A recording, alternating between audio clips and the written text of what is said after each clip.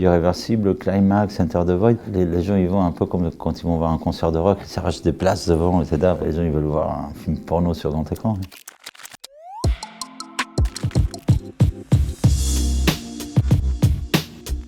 Je suis Gaspard Noé et on va faire un format replay.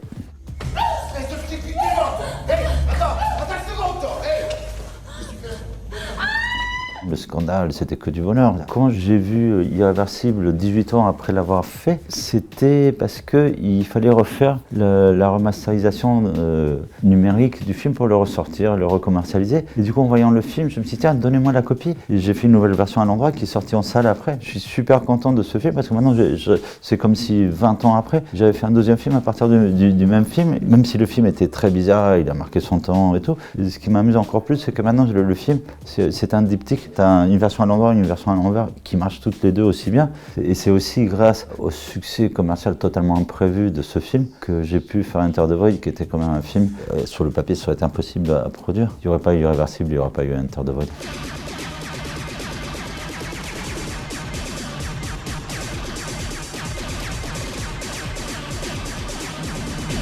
J'ai du mal à regarder mes propres films, mais j'ai revu il y a une semaine Enter the Void que j'avais pas vu depuis 12 ans. J'avais l'impression que c'est quelqu'un d'autre qui l'avait réalisé et c'est horrible parce que quand tu auras tes vieux films, t'as envie de remonter, remixer des trucs. Ah, là c'est trop long, là c'est trop court, là il y a une petite tache blanche sur l'écran. Et du coup j'ai souffert à le revoir.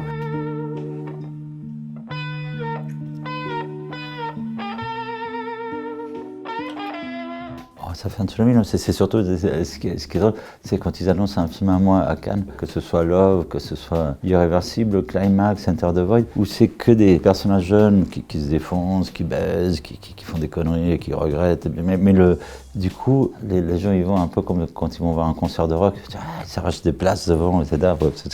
Les gens ils veulent voir un film porno sur grand écran. Je sens que je tombe, mon cœur est presque nu, j'ai le pied dans la tombe. Je ne suis plus. Vortex, c'est l'histoire d'un vieux couple frappé par la flèche du temps. L'héroïne, elle est atteinte de démence et son mari, qui est critique de cinéma, a des problèmes cardiaques. Et du coup, c'est un peu comme la description très documentaire d'une fin de vie, ces situations familiales très compliquées auxquelles presque n'importe quelle famille a eu ou aura à faire face. Les deux premiers acteurs ou non-acteurs auxquels j'ai pensé, que j'avais en référence, c'était Françoise Lebrun, que j'ai admirée à cause essentiellement d'un film qui m'obsède, qui s'appelle La maman et la putain. Après, je connais Dario Argento, le grand réalisateur, le maître du cinéma d'horreur italien. On se voyait souvent, on se parlait souvent, et je me suis dit avec qui je m'amuserais sur le plateau et qui est l'acteur qui parle français, qui me paraît le plus charismatique, et j'ai pensé immédiatement à lui. Presque depuis le début du film jusqu'à la fin, l'écran est coupé en deux par une barre. Et on suit le personnage du père et le personnage de la mère en même temps. Ça crée un état d'hypnose parce qu'on est en train de regarder la gauche de l'image, la droite de l'image. Et voilà, on voit comment tout s'effondre progressivement. Et voilà, on m'a dit que c'était mon film le plus sentimental, le plus sérieux. Le sujet se prêtait pas à ce que je mette des séquences choquantes parce que ça s'y prêtait pas. J'avais tendance à vouloir faire des films à l'intérieur de moins de 18 ans toute ma vie. Et puis voilà, celui-ci est tout public. Mais mon père qui l'a vu, il m'a dit c'est quand même ton film le plus violent.